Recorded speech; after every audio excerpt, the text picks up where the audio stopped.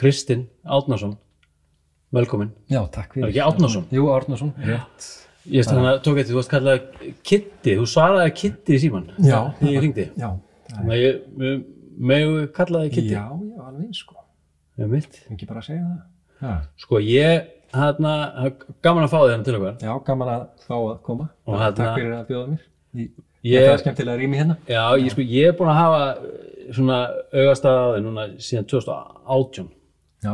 Ég vissi ekkert hver þú værir fyrir 2018 og ég í rauninni var á leiðinni til Indlands, altså Suður Indlands, Kerala, þar sem við förum fjölskyldan, búin að gera síðan 2008, alltaf í desember og janúar. Já. Og ég er á flugstöðinni Leifs Eiríks og bara fyrir tilvíðun þá sé ég þetta. Já.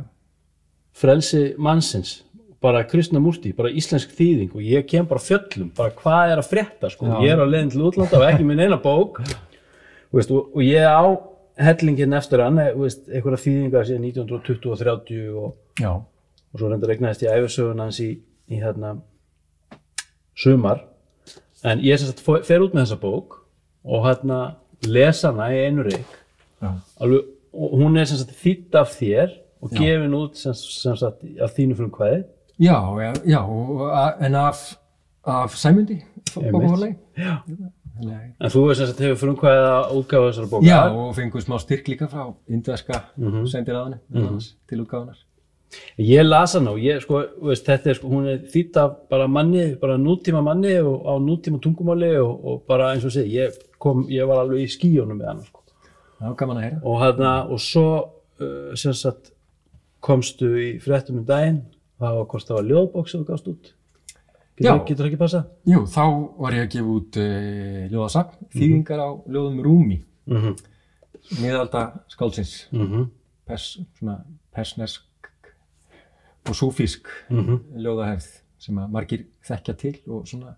Og það var þessi bók hérna sem kom út úr jólum, ekki? Jú, það er þessi. Já.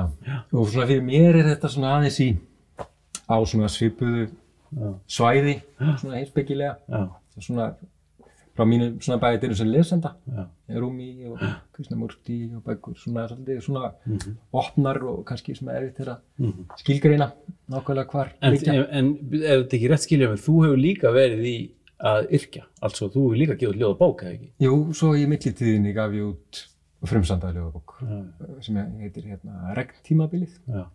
Hvenær var það, hvað ára var það? 2019, voru 2019, Frelsi mannsins, Krishnamurti bókin, kemur út 2018 og svo 2019 Regntímabili, ljóðabókin mín og síðan Rúmi þýðingarnar, núna í haust, síðasta. Þannig að svona einu ári tempóið hingað til, sko. Sko, áður en að ég fer, mér langar svolítið að spyrja þið út í þetta hérna og þetta samtal hérna, eins og við töluðum í byrjun, það átti kannski svolítið að miðast svona út frá Krishnamurti. Einmitt. Við ætlum að fara yfir hans sögu svona hverju leyti og altså hvaðan hann kemur, í hverju hann lendir, hvað hann upplifir og hvað hann gerir og hvert hann svo stefnir og hans kennslu og fræði. En mér langar líka að fara svona út í sjálfa þýðinguna, sko. Já. Altså bara hvað tungumálið þú þýðir og hver bókin er, sko. Einmitt. Á hvaða tungumáli kannski hún var skrifuð upp brunnalega og svoleiðis. Já, endilega. En sko, hvaðan kemur þetta? Hver ertu? Af hverju þessi áhugi og er þetta eitthvað sem hefur alltaf legið við? Hvað starfaru við? Kemur úr þessum heimi? Fattur þú? Hver er Kitty? Já, ég er nú ekki alin upp í einhverjum svona miklum andlegum eða austrænum straumum, sko. Heldur hef ég meira svona leiðst inn á það að grúska í Krishnamurti og fleirum, sko, og bara meira fyrir þá sjálfa mig einhvern veginn af einhverju nauðsyn, sko. Nauðsyn? Já, í rauninni. Svona þá kannski var það meira. Þessi bók, Krishnamurti, ég man eftir að ég sá hann fyrst, sko, í bíómynd. Ég var að rifja upp.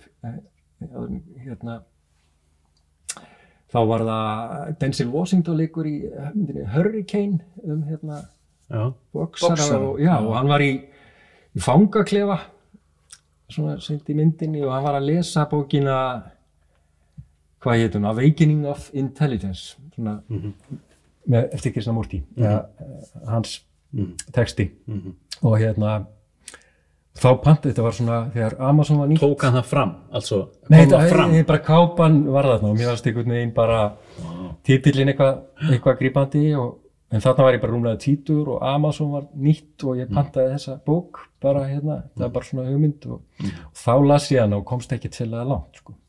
Og snerti Krishnamurti í rauninni ekkert aftur fyrir en einhverjum 8 árum síðar. Og þá kannski af meiri nauðsynja, sem maður segja, þá var ég lenti í svona augun mín hættu að fungera alveg í vinnu, hætta að vinna og Altså varstu að vera blindur? Nei, svona sjóntruflanir og fleira sem fóru að hrjá mig, sko, svona taugakerfis bara svona truflanir og síþreyta, verkjavandamál og augun sérstaklega, hætti að geta lesið og unnið almennilega.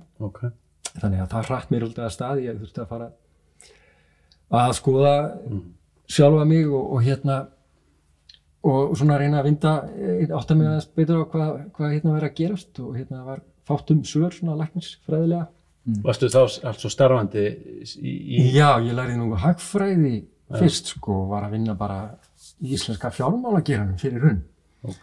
Og hrundi sem svona líkamlega vorið fyrir hrun. Var þetta eitthvað svona streitu tengt? Já, bara langur aðdragandi samt, sko, langt bara aftur í æsku, eða svona allavega ólíksaldur þar. En það er svona langur aðdragandi að því og endanum svona brann ég með einhverjum ætti yfir, sko. Ekki endilega út af vinnuálaginu beint, þetta bara svona. Og það svona, í kjölfarið fór ég svona töluvert langt í svona hugleiðslu, sálma og austræn svona dvaldi lengi, Indlandi einmitt, var þar í Kerala, þú nefndir 2008, veturinn 2008-09. Já, við höfum verið á sama tíma þá. Já, það getur verið, sko. Já, þannig að og svo Kollakalli, og síðan 2009-10 er ég fluttur til Stockholms og einhverjum ástæðum þá tók ég þessa bók með þangað ásamt. Hver er enski titillinn á henni? Þá var ég að tala bókin sem ég pantaði á Amazon 2000 þá bók, og opnaði hana þar og gæti bara lesi frekar lítið, sko, út af augunum. En þá var einhver kafli um ótta og eitthvað sem greip mig alveg rosalega og þá bara náði hann strax til mín og ég fór beint þá í að svona hlusta mikið á hann samtölans og svona viðtöl á netinu sem hentaði mínu ástandi vel augunum og því þannig að ég svona, það var það svona daglegri smá hugleiðslu skeið hjá mér að hlýða á Krishnamurti og hann hefur svona Hvað var það í svona þessum svona hans hvað var það sem höfðaði til? Geturðu einhvern veginn njörvað það niður? Þú veist, því að fyrir mér er hann alveg, sko, er einfaldleikinn grípandi, sko, og formleysi, sko. Já, það er ákveðin svona afdráttarleysi, sko, en svona, hann er, eins og mér fannst ég þurfa að vinda ofan hlutunum og sjálfan mig og reyna að átta mig einhvern veginn betra svona þess að hreinsa til einhvern veginn og skerpa á, sjá hlutina einhvern veginn og hann er allir í því, sko, mér svona segir hlutina mjög beint út og svona svolítið beint til hlustandans, sko, og skorar svolítið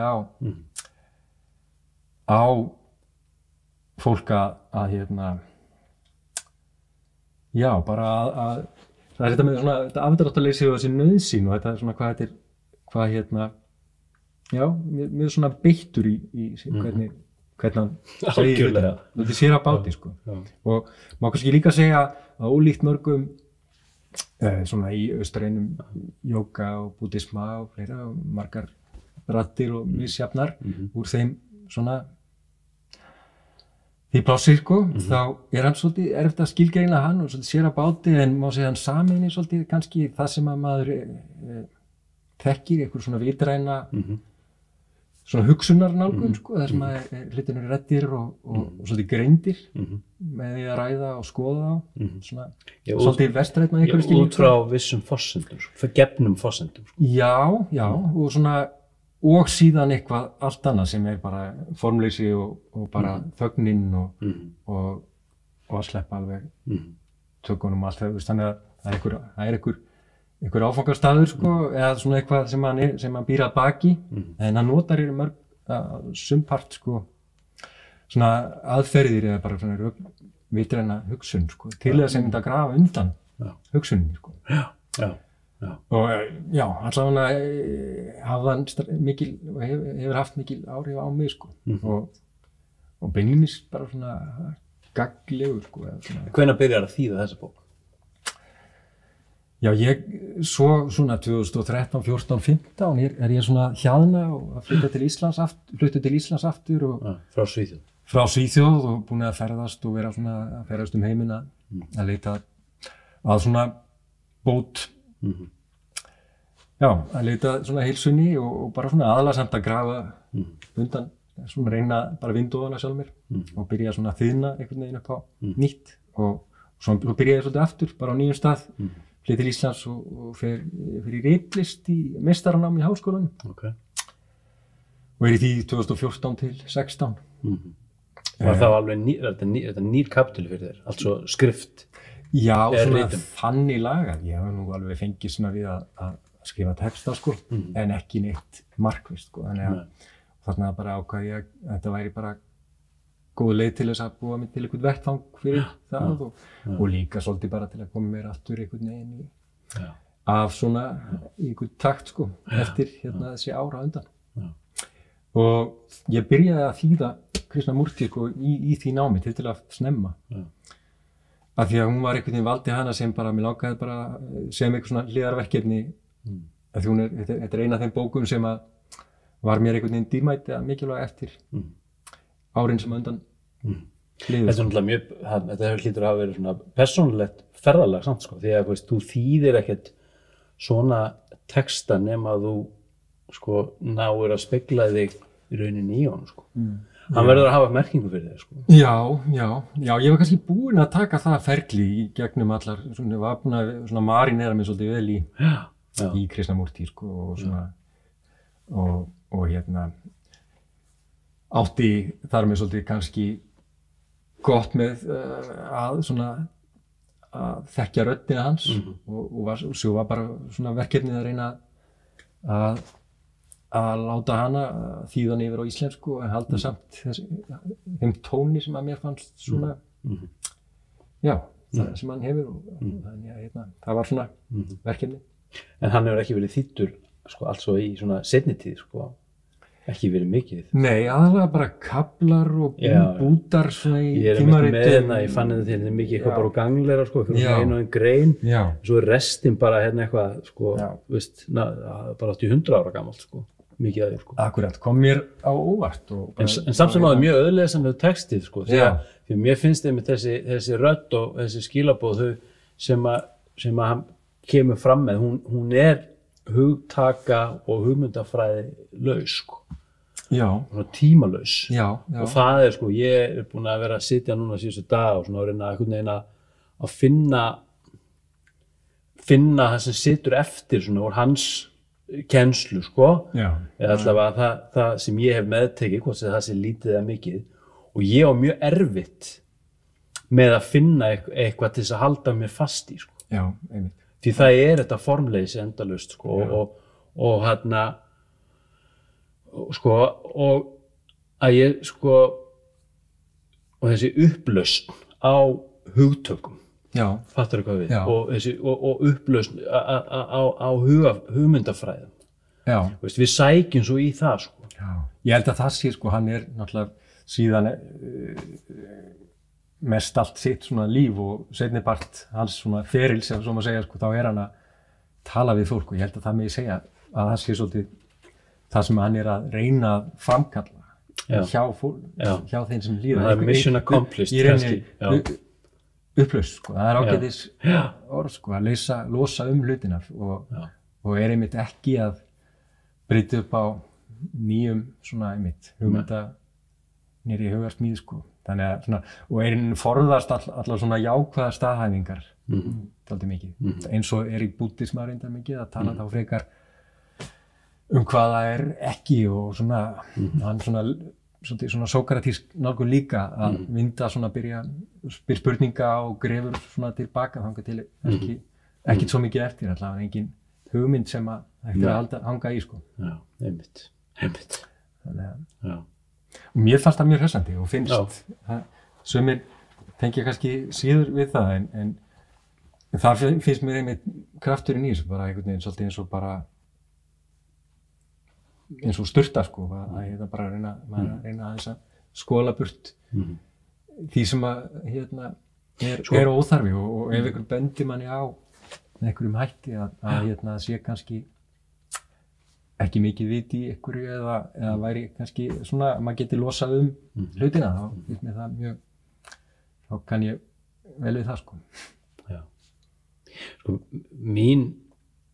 Mín leið hefur verið í leit að sannleika, sko, hefur verið að finna lygina, sko.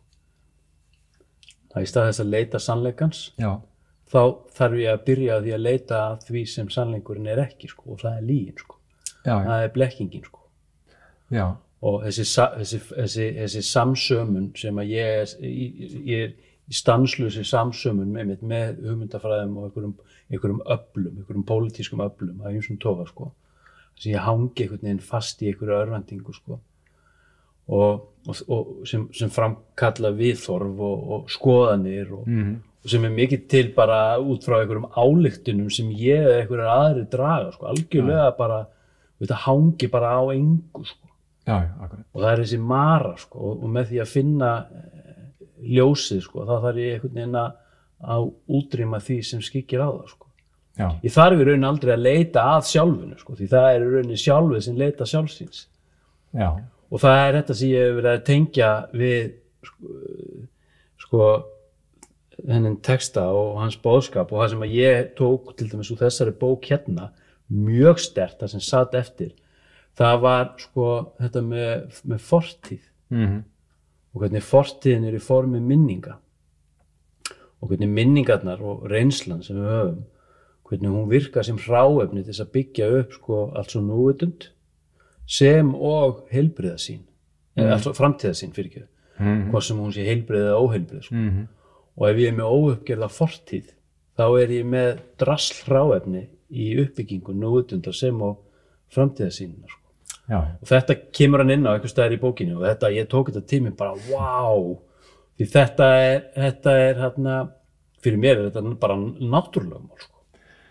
Já, í rauninni, sko.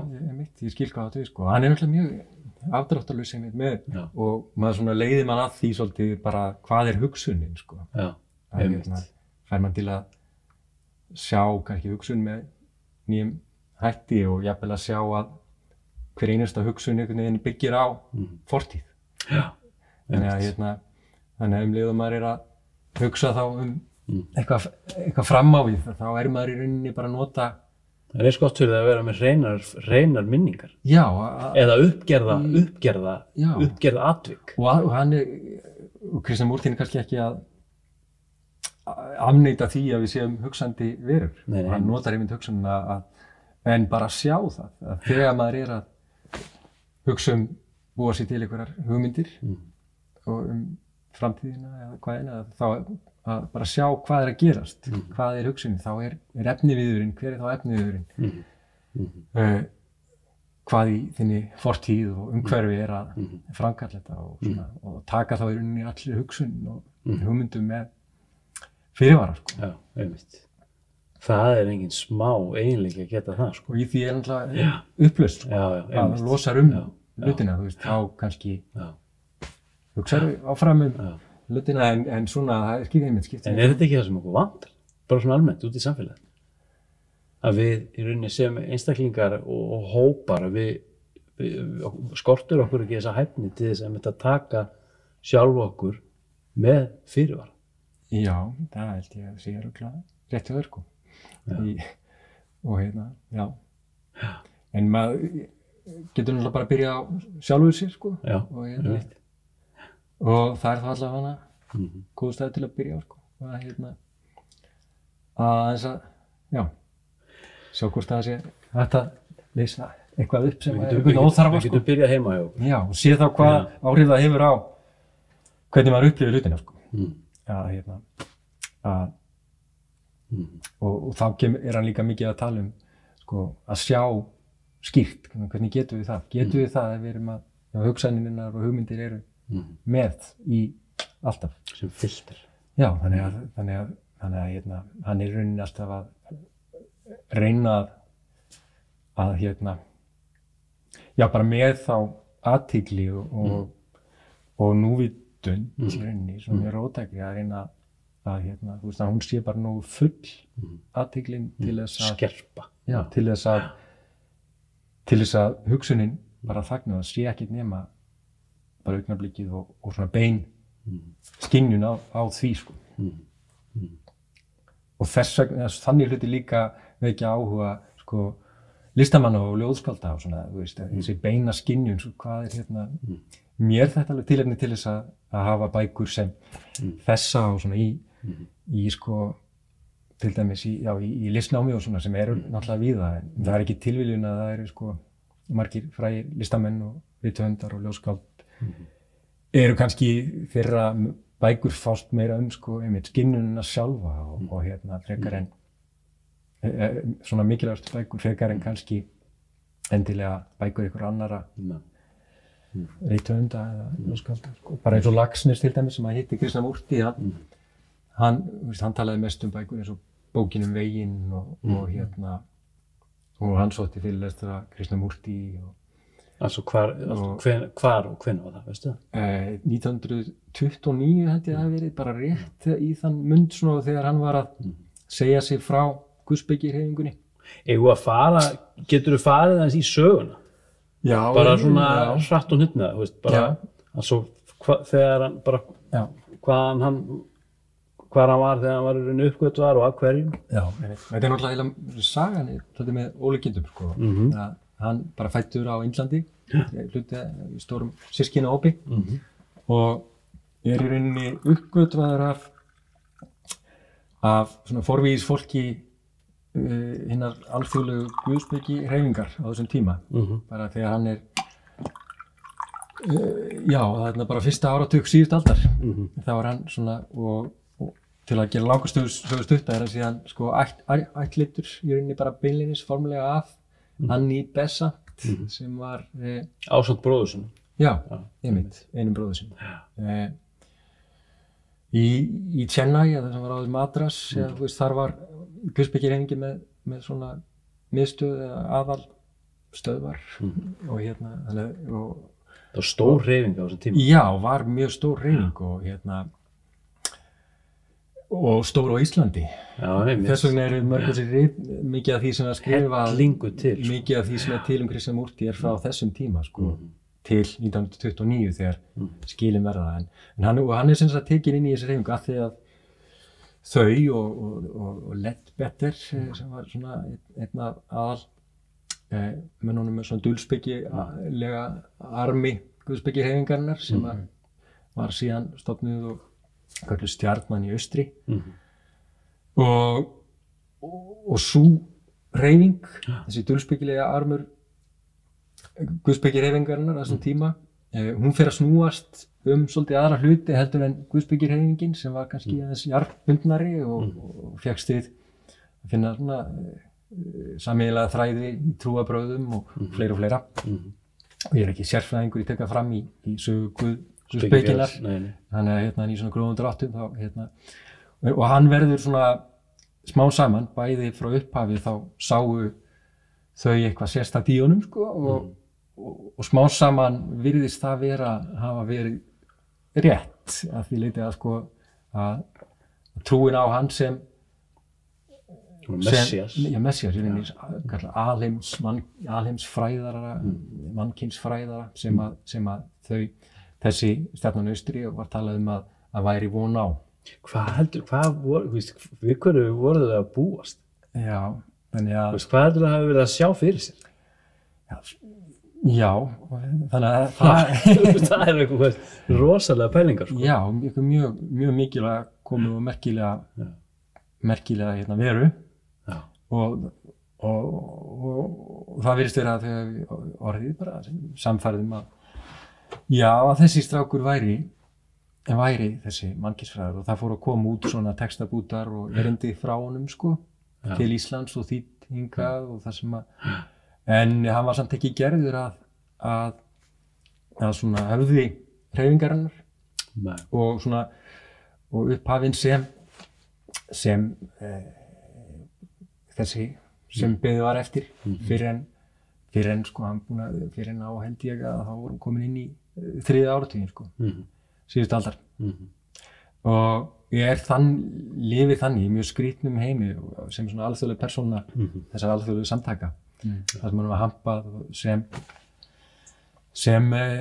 eins konar messías þetta mjög áhugavert að lesa þetta sem bara einhverju svona ritund sem er komin í heiminn og þetta svona skrýtin saga og samhengi sko þannig og þetta náttúrulega markar hann í sann hátt en hann síðan leiðir þetta af sér og hann farin að vera vera með samtöl og flytja erindi bara á stórum pöllum út allan heim og Þórbergur Þórðarson fyrst erum við að tala íslenska rithöfunda sótti til dæmis 1924 eða 5 þannig viðburði í París sá hann fyrst þá og koll fyrir svona að koma meira út hann og þar til að hann tekur það upp á ársfundi samtakana 1929 að sem atburður svolítið sér á báti sérstakur í öllu valli óvenjulegur að þessi stóru eignamiklu samtök og það eru Stjarnan í Austri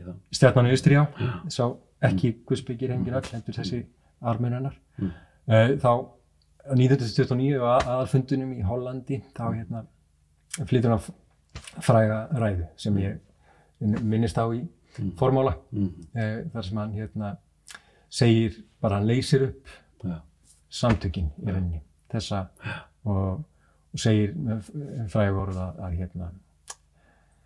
að sannleikurinn er vegalaust land og svo framvegis ég langar að koma inn á þetta eftir og það sem hann í rauninni hafnar í rauninni þessari nálgun á sannleikann sko eða að hann sé í rauninni boðberi sannleikann og hann sé í eitthvað hátt settur upp á eitthvað stall og líka allt þeirri hugmyndafræði sem að hafði orðið til bæði vantanlega kringum hann og þetta en líka bara almennt séð bara sem sýn á með svona andlega andlegu vegferð sko að þetta sé ekki leiðin að nálgast að sérst að bíða eftir einhverju utanaðkomandi hjálp eða nálgast sannleika með einhverju utanaðkomandi hugmynd eða ferli kallar þetta einhverju ytri úrræði þannig að þetta ekki svona sæmilega stuttumáli svona þarna vera svona vatnaskil í hans ferli en það var spurning sko, þetta var í ágúst 29 sko svo lifir hann til, við vorum að ræða þetta ekki til 1986 það er alveg heilmikið spann þarna sko akkurat því hann hélt áfram að lifa og lifði á svona launum velgjörðar konu sko sem borgaði hann mánaðarlega eitthvað x upphæð og þannig að hann gat lifað hélt áfram að halda fyrirlestra hvernig breyttist hans aðferð við þessa upplöfsi hann lokkaði sig bara út akkurat í öllu falli þá verður hann frjáls frá þessu samhengi sem hann búinn að sko allavega í þó að maður getur farið í getgátur hvernig það hefur svona einhvern veginn haft áhrif á hann áfram hvernig hans upphaf en sem allt í lagi en og þá meira að tala sig frá hugmyndum og bara svona smám saman verður hann að svona óháðum hugsuði og svona hugsuði náttúrulega ekki endilega gott orð fyrir það sem að hann að fást við held ég en það sem náttúrulega fín lína sko. Því hvernig ætlar að halda áfram sko.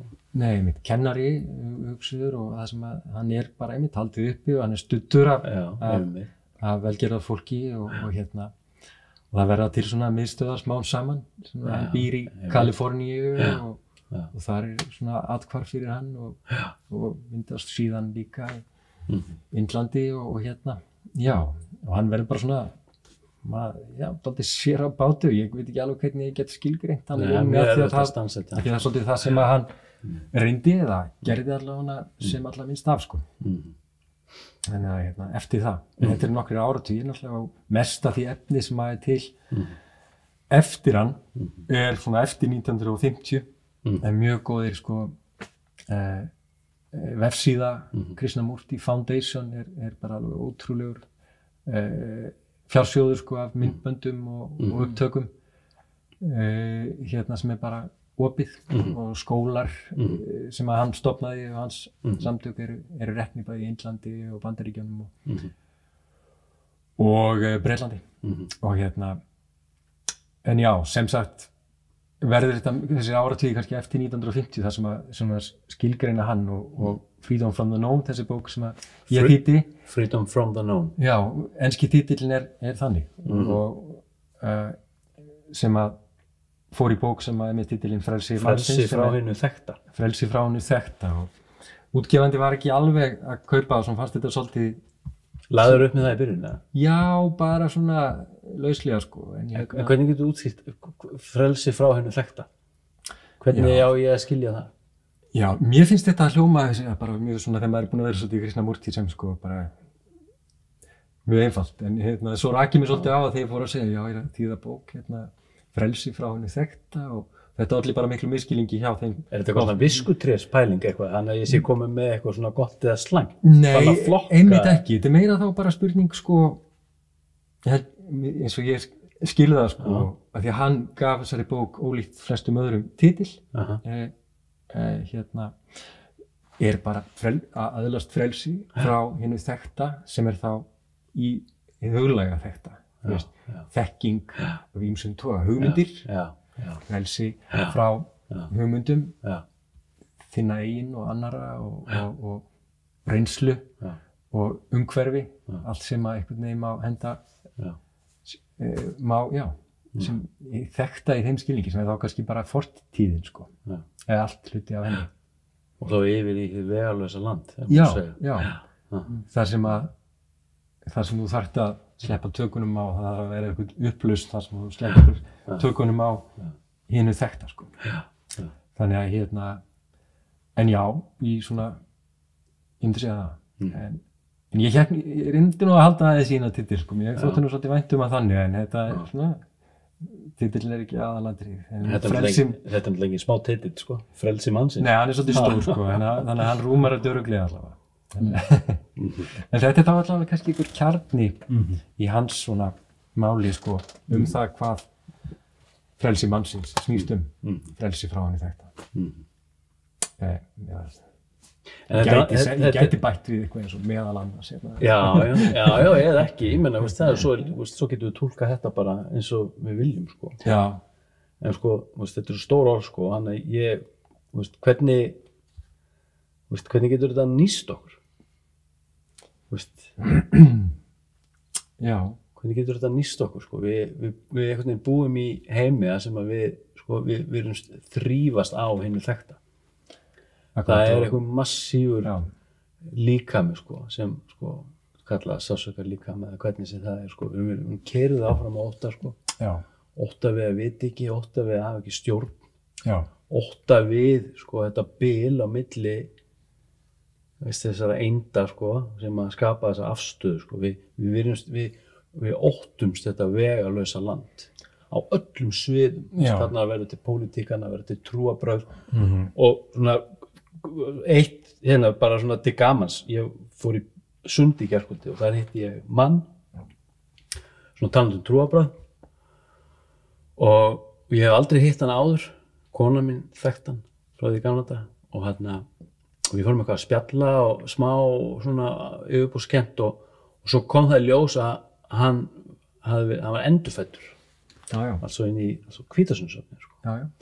Og við tölum saman klukkutíma, ég var alveg bara breyttist í rúsinu þannig í pottinu við sko. Og það var alveg frábært að tala við hann og það var svo mikla perlu sem bara einhvern veginn bara valt úr hann sko. Mikið ljós og bara mikið power og mikið bara lífsorka eða prana eða whatsoever sko. Og svo komum við að því að hann segir sko, eitthvað það áttina að Jesús vegurinn og ljósið og lífið veist, að það vegurinn sem leiðir okkur í eitthvert, svo í himnaríki og hann kom með svona myndlíkingu það sem það fjallið og það ein á sem rennur frá fjallstindunum og niður sko. Hún bara ein og ég fannst þetta áhugavert sko, það var að tala það bara vegurinn og allir þeir sem ekki feta veginn þeir munu brenna bara í syndinni sko. Þetta var eitthvað svo rosalegt sko, og ég spyr hann veist, út í hvað með veist, þessar aðferðir eins og veist, búddisma sem ákveðin lífsspeki eða önnur trúarbrögð veist, þetta ekki aðrar árkvíslar hann vildi ekki meina það væri bara ein, allt hitt væri að verða að reyna að lokka mig yfir í myrkrið sko. Og svo spyr ég hann hvað með þarna hvernig myndirðu svara mér ef ég myndi segja að sannleikurinn væri vegalaust land það bara, hann tók þetta ekki í mál sko. Þarna bara, veist, þetta var bara rangt veist, og þarna einhvern veginn þannig að var bara svona breach í okkar samskiptum svolítið sko. Veist, við vorum búin að vera að tala sama tungumál hjartans og svo þarna bara svona fattarðu þannig að hvernig getum við þurfum við nauðsyn, því þú talar nauðsyn aðan lausn undan þjáningu sko. Yfir í rýmið sko. Þurfum við sem heild og ef svo hvernig getum við komið þessu áleiðis, hvernig getum við nýtt okkur þetta þessar upplýsingar sko. Eða henni boðskap sko. Frelsi mannsins þetta engin smá orð sko. Já, við sem þá einstaklingar eða sem heild, bara sem hópur fólks og hvað þá af þessu til dæmis ég meina hvernig þessa sýn í rauninni bara að sé góð hugmynd að öðlast frelsi frá hennu þekkta hvernig ætlum við sem heild að öðlast þetta frelsi og fara inn í þetta vegalausa land ef að við erum bara skilir á öllum sviðum sko. Já sko, í vissum ef ég held mig þá við svona þar sem ég ímynda mér að hvað Krishnamurti gæti hvernig hann myndi svara þessu sko, eða í rauninni að annað í rauninni bara að lifa í fortíðinni einhvern veginn bara að það ekki, þú ert þá ef maður verður að halda í með fast í liðna og hugmyndir veginn og hvað rétt og hvað rangt og þá ertu ekki lifandi Jesus Gjöðu ykkur bömber Já það svona hlutir svona, ég bara svona ef einhver segir þetta með samfærandi hættu við mig svona þú varst að því já, ég þarf að lesa meira sko, og svo myndan virkilega að halda fram að rekja í löngu máli sko, leiða þig að því af hvernig þetta rétt hjá honum sko, af því að í rauninni maður þurfa að verða færum að lifa án oki hugsunarinnar hugans í augnablikinu til þess að geta meðtekið það og þar með sjálfan sig ekki þar með sagt að maður þurfa að afnýta huganum hann en það þarf einhvern veginn að breyta í rauninni þetta mjög róttækt sem hann að tala sko. Algjörlega sko. Þetta hann talar byltingu í sálarlífinu sko. Það sem að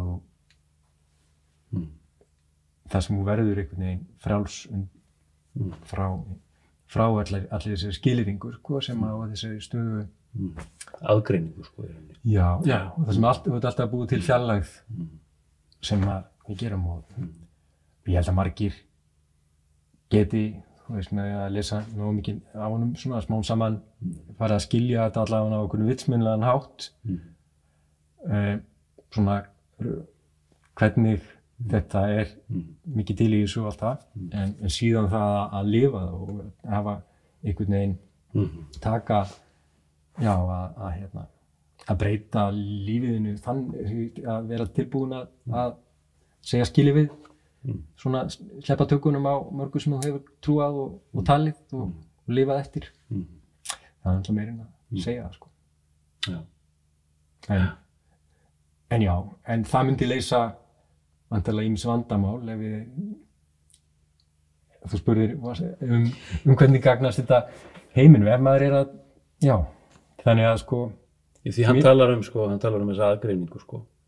Það segir henni, sko, allar stofnanir, allar reglur, öll hugmyndafræði, öll pólitík mun alltaf leiða til aðgreiningar, sko. Og mynda gjá á milli okkar sem henni skert samkennd. Já. Hún er á kostnað samkenndar, sko. Og samkenndin tengingin, sko, og þessi eining sem við annars, sko, getum verið í, sko. Já, einmitt. Þannig að hann tala mest akkurat hvernig, hvað kemur í veg fyrir þessa samkennd og reyna að grafa undir því og þá er aðferðin hans að þá eftir standi eitthvað settu búin að hreinsa nægilega til að komin á eitthvað svona stað það sem meira rými og samkennd möguleg. Já, einmitt. Já, sko, við erum búin að covera alveg helling hérna. Já, þetta gott flæði. Finnst þér ekki? Jú, frábært. Ég hef bara að læra á meðtaka. Ég get ekki beðið eftir að byrja að lesa Frelsi mannsins. Já, þú getur ekki tekið þessa með heim. Konan að lesa það. Já, ég ætla að klára ljóðabókina. Svo en þetta alveg rosalegt. Sko. En eitt sem að, einhvern veginn ég var aðeins að hugsa hvað mér finnst svona áhugavert í, eða svona, tekið margt en svona byltingarkennt eða svolítið svona grípandi með hans nálgun versus martana það heyrast oft svona klísjur að allt sé huglægt til dæmis og ég kalla það klísjur frá einhvers konar kannski Krishnamurti sjónarhorni eða sjónarhóli og það í rauninni leiðir hann svona mann að sé alls ekki þannig. Það sem huglægt en svo eitthvað annað til. Þegar hugurinn er ekki ríkjandi í vitundinni. Já, í vitundinni eða í einhverju skynju þá hún ekkert huglega með hann. Eða sko leið og það komin hugmynd eitthvað skoðun bara orð þá ertu strax komin í huglægni og Rúmi og ljóðskáldin skilja þetta að orðin eru vandamál, þau eru huglæg þannig að mörg merkilegustu ljóðskáldum bara sögunar eru þau sem eru rauninni alltaf að nota orð til þess að miðla leiða þau nær þar sem að orðið þrýtur, sko. Já, en nákvæmlega, en þeir koma með leiðavísa, sko. Já, einhvern veginn svona, leiða... Það er svona ör. Já, þetta verður svona mjög, svona, sem stundum, svona, finnst mér svolítið að bara til dæmis að við með þessar tvær bækur, Rúmi og Krishnamurti, sumiliti þeir að reyna að gera eitthvað svipað, sko. Og líka mörg yngri, eða sko vestræn skáld sem svona það sem að og það sem að beinlínis tjá þetta þögnina og það sem að gera lítið úr svolítið orðinu, sko. Ég held mér þess að hann segir það í skynjunni og allir raunverulegri þekkingu að lifa að skáldin alltaf tala þögnina og það sem þar, sko. Ég held að ég komi inn á þetta sko, sjá. Já, þetta ég skrifa þetta upplifum að maður ekki leitast eftir að vekja upp rýmið eða bilið milli hugtaka einmitt með þögn. Því að sko, ég hef líka upplifað þegar ég verið að lesa Krishnamurti, sko, það kemur einföld spurning, svo kemur bara hafsjór á orðum. Já, fattar þú? Já. Alveg ótrúlega mikið af orðum en á sama tíma þá mann ég eftir texta sko, þar sem að hann í rauninni segir að sko takmarkið að geta lýst ljósinu eða sannleikanum með eins fáum orðum og hægt sko. Þú kemst visst langt með orðum sko, og finna þessa hámarksnýtingu sko. Fattarðu? Já, í rauninni líka bara svolítið eins og vorum að tala sko, að taka hugmyndir með fyrirvara og sjálfa sig þar með að taka orð með fyrirvara eða sko að þetta bara verkfæri en eitt sem hann segir mikið the description is not described. Einmitt. Lýsingin á hlutum ekki það sem lýst sko. Og getur aldrei verið það. Einmitt, og getur það aldrei. Og í rauninni allt sem ég segir lygi sko. Í raun og veru sko. Já, í svona strangasta skilningi sko. Akkurat. En mér finnst þetta ferst að sko að líta þannig á líka hressandi sko allar hugmyndir og í þessum hætti þá verður það eiginlega öll hugmyndakerfi í einhverjum skilningi sko stoltið tekið eins og trúarbrögð. Já, einmitt, algjörlega sko. Sem þá allt í lagi eiga sem stað en maður þarf að taka því með þeim fyrirvar. Já, þetta hugmyndum hlutina. Vákaverinn höldum fast í þetta 8 tíma. Já, sko. Já, akkurat. Alveg óbyrjandi festa sko. Við erum búin að fara yfir í rauninni sko allt sem við lögðum upp með, allavega sem ég lagði upp með, varðandi Krishnamurti. Fyrir mér hann sko bara pönkari sko. Hann í rauninni aðhyllast bara einhverju vissu sko, bara þessi ég kalla bara stjórnleysi sko, bara nánast anarkía sko. Akkurat, það gerir það í sko mjög fínum jakkafötum sko. Nákvæmlega sko. Það svolítið mitt. Beinskeyttur, ég hef stundum bara lesið og bara, vá, hvað hann rókafullur maður. Já, akkurat. Og maður getur ekkert út í það. Það svona sér stundum bara í vondu skapi sko. Já, svona einmitt. Og segir við áhorfendur sko, svona í samtölum sínum bara ég vona að þið verðið ekki bara ár eftir ár að hlusta á mig og svona lætur fólk svolítið heyra það sko. Hann að hvetja fólk til þess að rauninni að efast sko. Algjörlega. Spyrja. Já, algjörlega sko. Og að því að ég hef síðan verið að læra að kenna jóga svona aðeins og það sem kannski svolítið falið í Krishnamurti eða ekki endilega augljóst samt þessi áhersla á sko, þetta verður mjög líkamlegt bara núvitundin eða vitundin eða bara athygli þegar að bara þannig að það alltaf einhvern veginn öll þín vera sem þarf að vera með og hluti af því sem í gangi sko, og hvernig maður að meðtaka lífið og augnablikið og sjálfa sig. Þannig að segðu mér frá þessari jógaiðkun aðeins. Hvað ertu? Já. Hvað að gerast þar? Já, ég byrjaði sko einmitt af þessari nauðsyn sem var kannski eins og að því að ég var ég var bara veikur líkamlega og svona sál líkamlega eitthvað, þú veist, það var eitthvað í gangi í taugakerfinu sem að og þá fór ég til Indlands og meðal annars og víða. Fórstu það í eitthvað svona? Já, ég fór í svona löng jóga retreat og til ákveðis nokkra kennara og jógamiðstöðvar og hugleiðslu búðir og svona eitt og annað. Og svo varð ég á tímabilum eiginlega bara máttfærin til þess að geta stunda jóga en allavega svo fer ég svona að þylna einhvern veginn, taugakerfið aðeins að hökta í gang og augun að lagast og þá tek ég svolítið upp þráðinn aftur svona meira, líka meira hætti og fer að enda með að finna mér jógakennara til að kenna mér það betur og svona ég hef gert það samhliða, það er einn armur páskaeyjunnar sem útgáfu fyrirtækið að vera með jóganámskeið. Þetta kannski að vera aðeins ruglingslegt konsept með jóga og bókaútgáfu Það þarf ekki að vera. Nei, og það sem Páskaeyjan sem gefur út Rúmi bókina og gaf út líka eina ljóðabók eftir Jónas Reyni Gunnarsson í fyrra. Sem var nú valin besta ljóðabók ársins í fyrra og fekk maístjörnuna velun fyrir það og mína líka þar aður.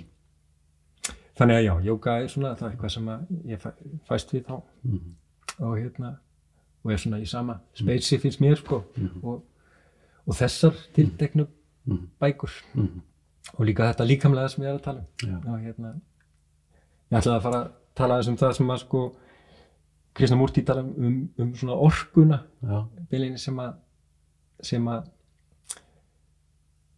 vaknar eða þú kemst í tæri við þegar hugurinn þagnar og athyglin eykst og hann segir svona mjög stóra hluti sko eins og bara ef að það gerist þú veist þá þarft þú ekki að gera neitt frekar þá sér þessi orka hvað er hann að vísa í? Þessa hann að vísa þarna í einhverja vakningu? Nei, ekkert sko dulspekilegt eða neitt þannig. Nei, en hann að vísa í þessu kallaður verið oft svona kundalíni vakning þannig? Já, sko því hann lýsir sko í þessari bók hér þá lýsir hann í rauninni sínum veikindum og sínu ferli sem var mjög líkamlegt og mjög sársaukafullur prósess sem tók langan tíma sko. Akkurat, og kundalíni er akkurat eitt svona hugtak fyrir ykkur orku sem hann var nú spurður einu svona út í það til dæmis var svona hvað með kundalíni og það sem að hans svar við því þú veist, þetta er consciousness sko, bara vitundina og sú orka og hann sérst forðaðist að kalla kundalíni að fara í þá sálma það var hans nálgun og kannski að því að í því felast einhverjir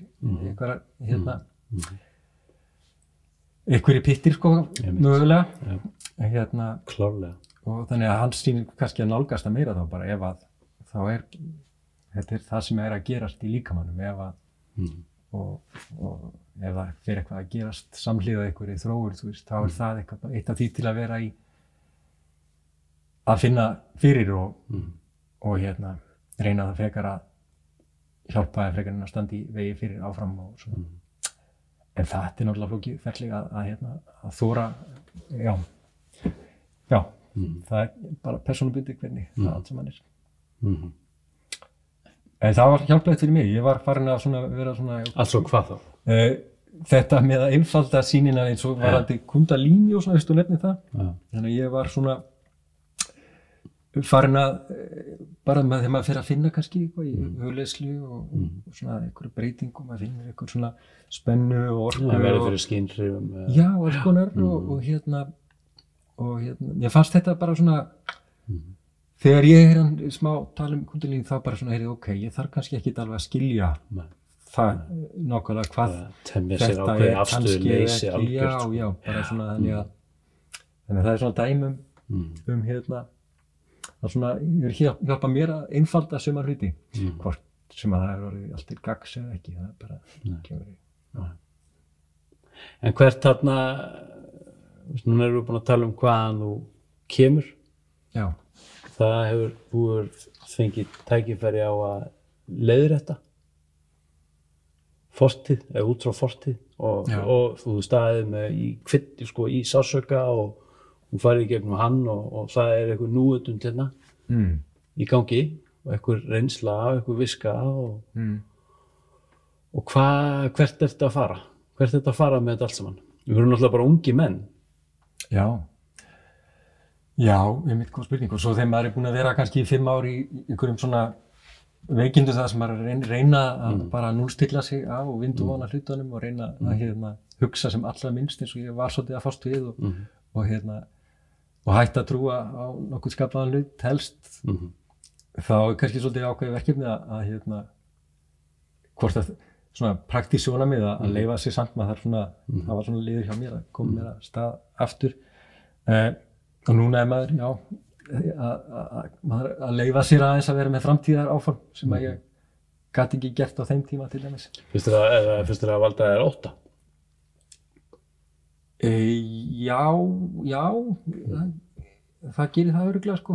en það næstu orðið mér svona stundum, ekkert á öllu leyti, að mörgu leyti mjög eðlisrætt að finna fyrir kvíða og ótta og vera með einhverja svona, þar sem þetta að gera allt einhvern veginn fortíð og einhver framtíð svona valda titringi, en á sama tíma mér orðið svolítið tamtað eiginlega næstum að neita mér að hugsa að skipuleggja og mikið og svoleiðis.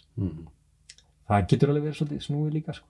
Svona praktískt. Því samfélagið einhvern veginn, það fer svolítið mikið fram á, eða þú veist, maður svolítið svona eindur eftir svörum, sko. Já, þannig ég hef alveg svona einhverju leyti, sko. Já, ég hef alveg svolítið þurft að eins og varandi skrif og bækur og jóga og svona, ok, nú verð ég bara svona og vinnu og fjölskyldu og þannig að það er nú bara verkefni, sko, að reyna að feta báða að lifa í heiminum en vera samt að reyna að vera ekki, að halda ekki of fast í að vera, Nei, svo er þetta bara svo mikið blekking, sko, það er náttúrulega bara mikið framtíð, þannig. Nei, akkurat, en maður er bara, samt að aðhafast, sko, og gera, hluta því að lifa, að vera ekki, í einhverju afneitun heldur, að allt sé bara, ekki til, sko, eða ekki skiptið máli, eða eitthvað svoleiðis, sem heldur ekki. Eru fleiri bækur framöndan?